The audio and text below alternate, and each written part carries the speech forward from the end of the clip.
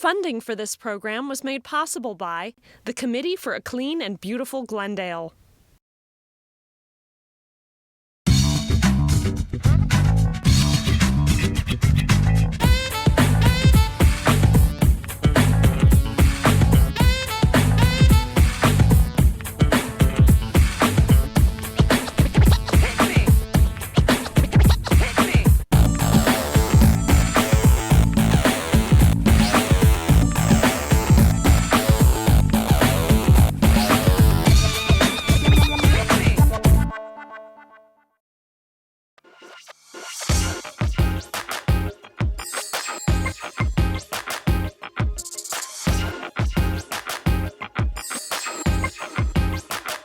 Hi there, Jewel City. I'm Jakeson Webb. And I'm Sandra Rodriguez. Welcome to NSTV, your window to the world of programs and projects sponsored by the City of Glendale Neighborhood Services Division, the Committee for a Clean and Beautiful Glendale, and our community partners.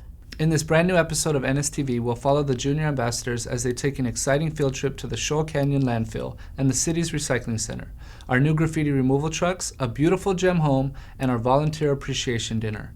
Let's get things started and join the students of Glendale Adventist Academy on their trip to the landfill.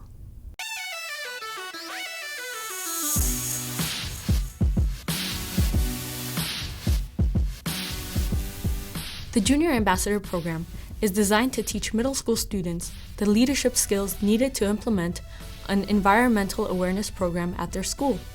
Students learn to positively influence their peers and families to adopt a sustainable lifestyle. The core areas of focus of the program are litter and storm water pollution prevention, and recycling and waste reduction. The newest school to join the Junior Ambassador Program is Glendale Adventist Academy, under the leadership of Ms. Carol Patton. Students hit the ground running by heading out to Shoal Canyon landfill to get a primer on the importance of waste reduction and recycling. Let's join them on this important field trip. Jake Amar of the city's Public Works Department led the tour, describing the different sections of the landfill and how trash gets separated, processed, and how some of it gets recycled. Nobody's been here? I didn't even know we had a landfill. You know what they put in this? You guys know the 3 R's, don't you? Yes. Reduce. That's right. This is the stuff that isn't recycled. When something, you can't reduce, reuse, and recycle, it's real hard to do it here.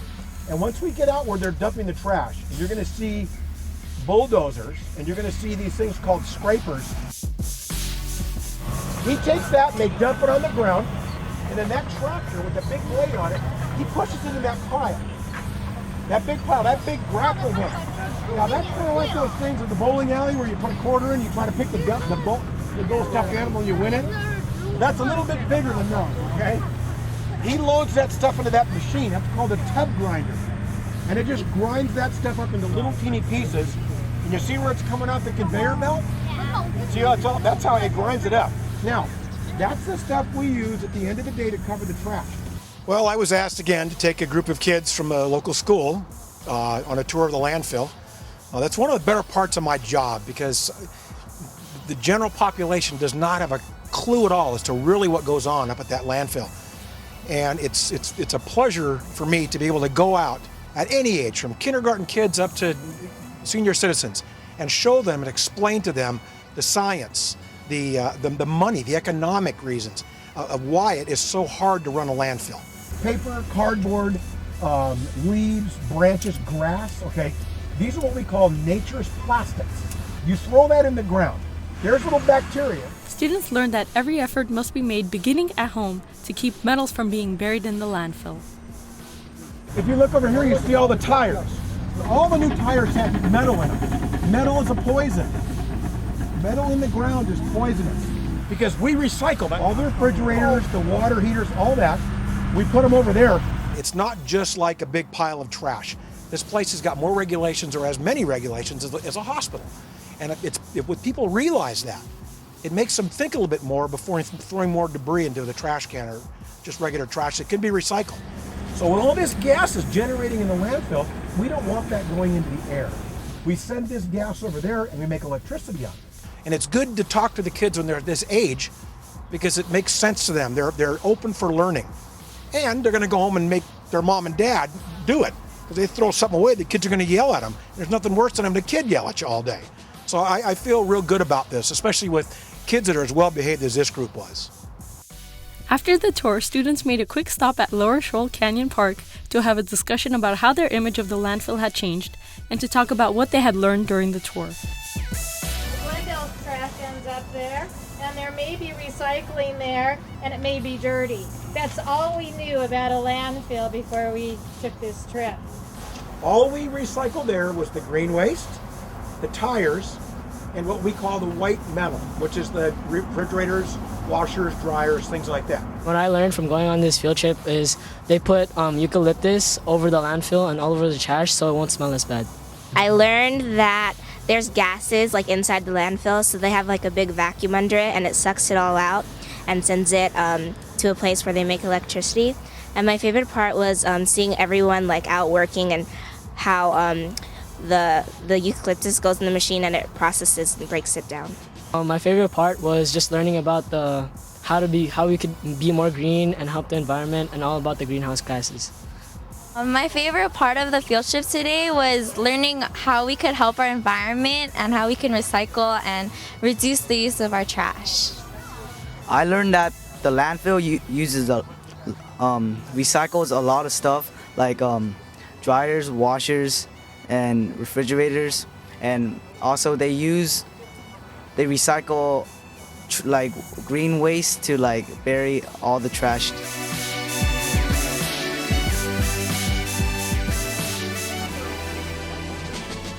Hi, thank you.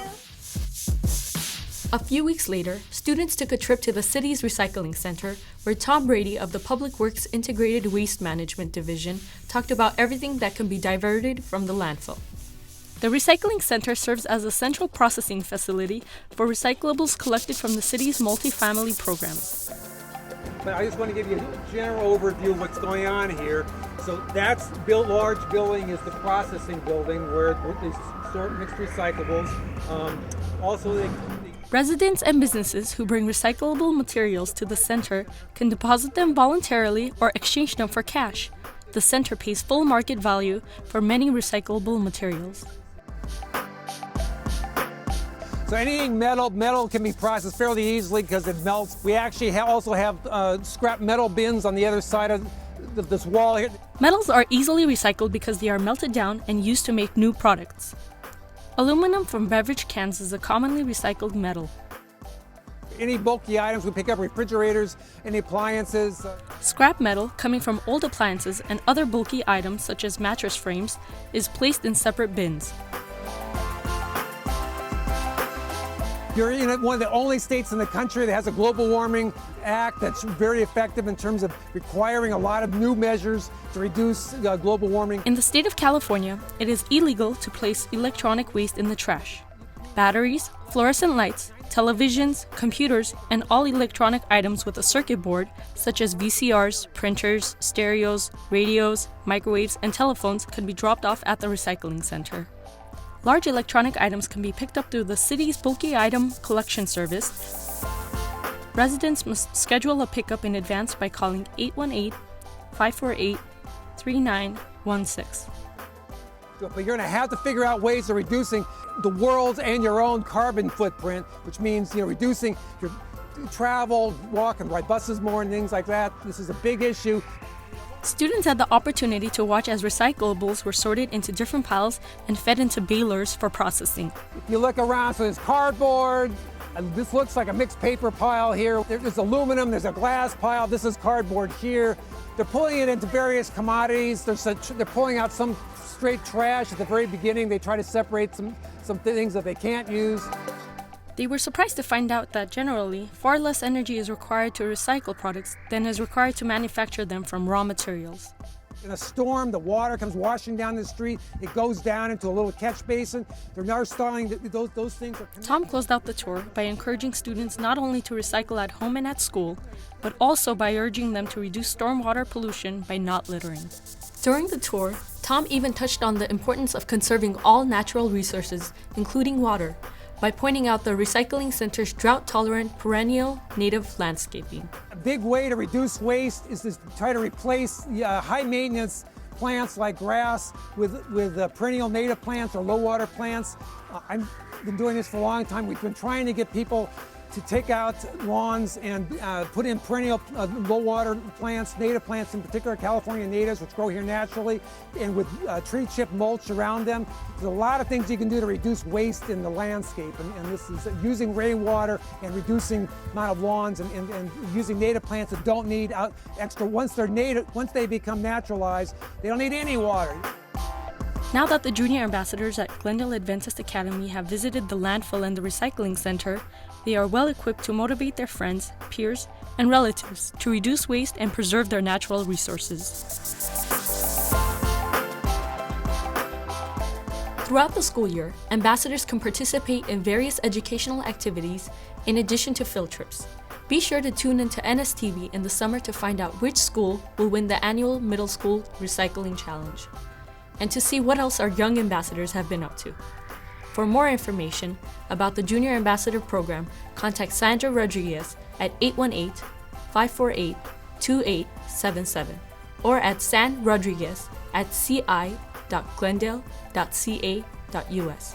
For NSTV, I'm Katrin Madatian.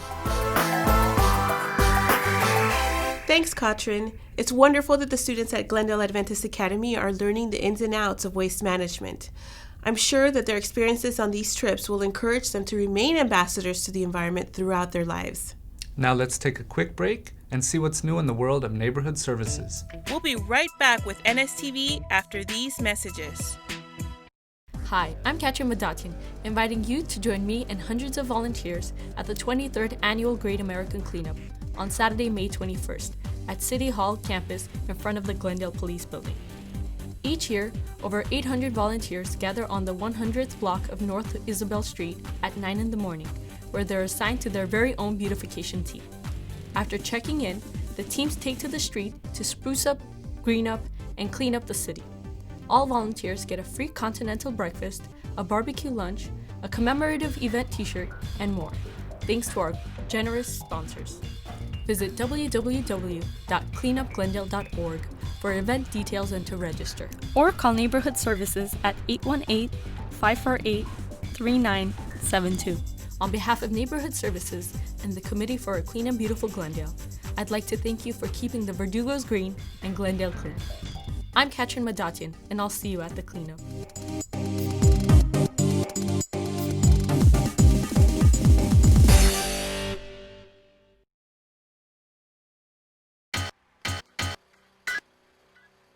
Do you have graffiti on your property? Glendale Municipal Code requires that property owners remove graffiti within 10 days. The city's Neighborhood Services Division offers property owners a convenient graffiti removal service for a minimal cost. Our one-time removal fee ranges from $50 to $150 depending on the square footage of the graffiti. For $250, Neighborhood Services will remove graffiti from your property for an entire year. With our new state-of-the-art graffiti removal trucks equipped with paint sprayers, environmentally friendly solvents, and high-powered pressure washers, we are sure to safely remove graffiti from almost any surface, including unpainted natural surfaces. You can spare yourself the aggravation and effort of removing graffiti from your property by calling Neighborhood Services at 818-548-3700 between 7:30 a.m. to 5:30 p.m. or after business hours on our graffiti removal hotline at 818-548-3726. Proceeds from this program will cover the cost of graffiti removal materials and are used to fund graffiti prevention programs. For Neighborhood Services, I'm Jakeson Webb.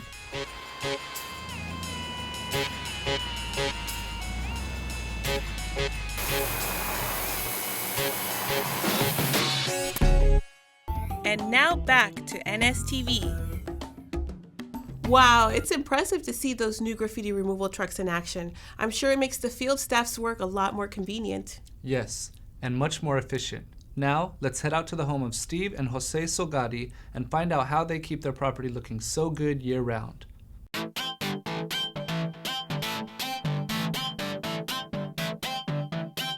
Hi, I'm Armen Avedian with the Committee for a Clean and Beautiful Glendale. With me today is Steve Salgati in front of their GEM Award-winning home at 633 Pioneer Drive. Thank you for inviting us to your home. Although this is not the home that you live in, how long have you lived in Glendale and what brought you to the Jewel City? I've lived in the city of Glendale for about 23 years, and the fact that this is a very safe city made me want to come live here.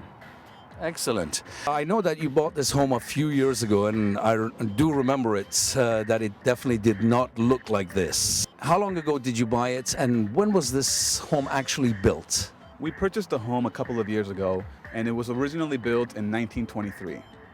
You've certainly restored it perfectly. This home was nominated by one of Glendale's code enforcement inspectors for its great improvements. What are some of the improvements that you've made to make the outside look so beautiful? We actually did a 100% remodel. We changed every square foot of the lots and the actual home inside. Nothing structural, but we did all the electrical, plumbing, new hardwood floors, paintings, complete kitchen remodel, bathroom, and we even refurbished the existing original wood to bring back its original character. Very good. I've seen inside, and it's absolutely a great home for a first-time home buyer or possibly a startup family, so that's really nice. What actually made you take on this challenge in the first place? We wanted to take on a project where we can bring something back to life, adding our own personal style, yet keeping the original flair of the house. This Spanish-style antique was exactly what we were looking for. Very nice. You certainly have done a wonderful job with your home. What motivates you to maintain it so beautifully? Two things. First of all, it's my professional and personal pride. Everything that myself and my company puts our hands on, we have to do it to the best ability because our name stands by it. And second of all, we live in the city that is considered a gem. This is a beautiful place to live, and I take great pride in living and in working in this city. Very good. Thank you. Do you have any advice for anyone or some handy tips for our viewers about landscaping or property maintenance? Probably a good idea would be to tie everything in together. If you have a small lot, you don't want to go crazy on certain things that you have a personal preference on. You want everything, colors to match, textures, moldings, and landscaping, for example. There are many different plants, many different colors that it's very important to be able to work with your existing home. Making curvatures out of the hardscaping will also remove the harshness from the existing concrete that could be there. Very good. My father and I, Jose, we are general contractors, and we've been building here in Glendale for a very long time. Throughout our experience, we've realized everything in moderation. A little bit of everything could look beautiful when tied in. For example, if you take a look at the certain flowers, we have a little bit of pink, a little bit of yellow. Nothing is in a sequence. Everything is a little bit scattered away. One of the things that we take a lot of pride in is the color green. The color green will help tie in everything very much. As I mentioned earlier, the curvature, not just adding a square of grass, but adding lines to it, adding curves. For example, the hardscaping as well that we did in the back of this property. We actually broke up the existing concrete that we had on the ground. We broke it and smashed it into pieces, and then we reinstalled it into the floor. So then we actually decorated it in between the grouts with fish pond rocks. And once again, leaving a little bit of the existing house to all the new things. It's important for someone, when they buy a house, in my opinion, to be able to have the existing idea of the architect and the existing idea of the original engineers back in 1923 still live to this day.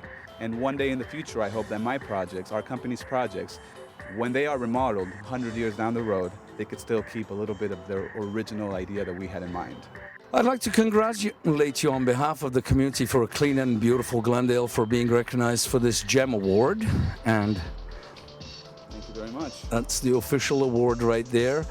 We thank you for enhancing our neighborhoods. You also get this lawn sign to be placed in front of your house in the yard out here somewhere, so that everyone that walks by can appreciate what you've done and they know that you have been recognized and definitely congratulations on that. Thank you very much, Armin. So, basically, Steve, thank you again for your time and congratulations once again. From 633 Pioneer Drive, I'm Armin Avadian for NSTV. Thank you, Armin. That was definitely a home worthy of a GEM Award. Yes, it shows that Steve and Jose truly care about keeping their property well maintained and beautifully landscaped. I'm sure the entire neighborhood appreciates their efforts. It's people like the Salgatis that make the community a better place to live and work in. Every year, Neighborhood Services and the Committee for a Clean and Beautiful Glendale show their sincere gratitude for the volunteers, community partners, and sponsors that are an important part of our success. Our volunteers participate in a variety of community events and award-winning programs that help improve the quality of life in Glendale. This year's Volunteer Appreciation Dinner was hosted by our friends at the Glendale Adventist Medical Center. Let's catch up with correspondent Katrin Madatian, who had an opportunity to interview some of our volunteers.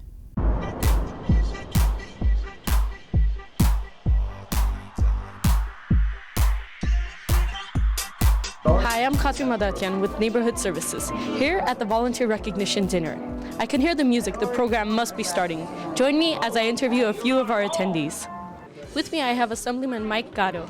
Assemblyman, what are some words of wisdom you can give to the volunteers of Glendale? Well, I have two messages for all the great volunteers that are being honored here tonight. The first one is, thank you. Obviously, it takes a lot to give your time to causes that are often not that glamorous, like picking up litter and painting over graffiti. But the second message I have is that what these volunteers have done tonight is very important. It's very important. You know, I myself have rolled up my sleeves many times and planted medians and picked up graffiti, picked up litter and painted over graffiti. And I just think it really does make a difference. As corny as that sounds, I think a lot of people understand that government can't do it all, that people getting involved in their communities is very important. And so it really does make a difference what these volunteers have done. Thank you so much, Assemblyman, and we'd like to thank you for joining us tonight at the Volunteer Dinner. Thanks for having me. Here I have Sophia Young with me. Sophia, what are you accepting your certificate for today? I participated in the I Love My Neighborhood poster contest, and I won first place after many hours of dedication to it. And what is something that you would say to people your age to get them involved in volunteering in the neighborhood? Well, you know, you'd like to keep your neighborhood clean and beautiful, and that really inspires you to do the poster. With me, I have Chris Peblo. Chris, what are you accepting your award for tonight? I'm getting the Spirit of Volunteerism Award. And how do you feel about accepting your award? Oh, it's very exciting. This was completely unexpected to me, and I was really thrilled to hear it. I mean, I wasn't expecting anything at all, and I've been in Glendale my whole life, and so this is pretty exciting for me to have gotten an award like this. Each year, the Committee for a Clean and Beautiful Glendale and Neighborhood Services hosts a special Volunteer Appreciation Dinner to recognize the individuals and community partners who dedicate their time to improving the quality of life in Glendale. Many volunteers were recognized for their participation in a variety of community programs, which resulted in an impressive 15,000 hours of service. Glendale Adventist Medical Center was the evening's presenting sponsor. And I welcome you to the Glendale Adventist Medical Center to our annual Volunteer Appreciation Dinner. Please stand up and be recognized when I call your name. Jean Maluccio. One of our regular Foothill Community Cleanup volunteers. Mr. Sig Larson.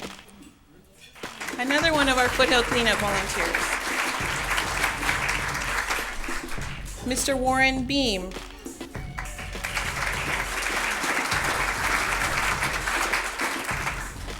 Mr. Vito D'Erasmo, one of our longtime adoptive lodge participants. Elizabeth Vito and the junior ambassadors from Wilson Middle School. Where's Elizabeth? Kathy Doherty and her Girl Scout troop.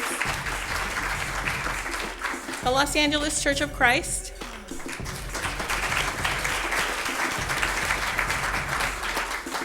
Janie Roach, and the Fremont Elementary School K-Kids.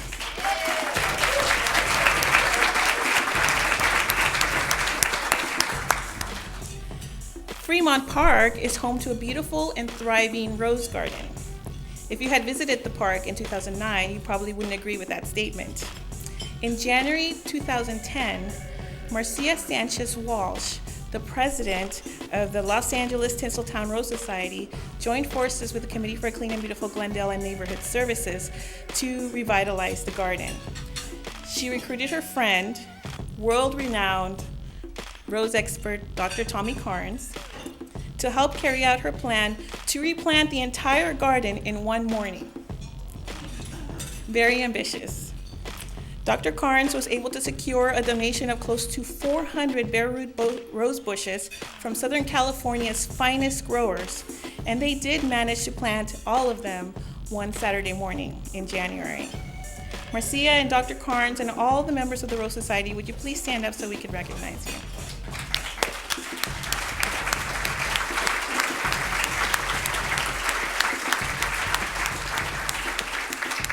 I'd like to introduce to you our host this evening, our presenting sponsor, and from the Glendale Adventist Medical Center, Mr. Maury Dean.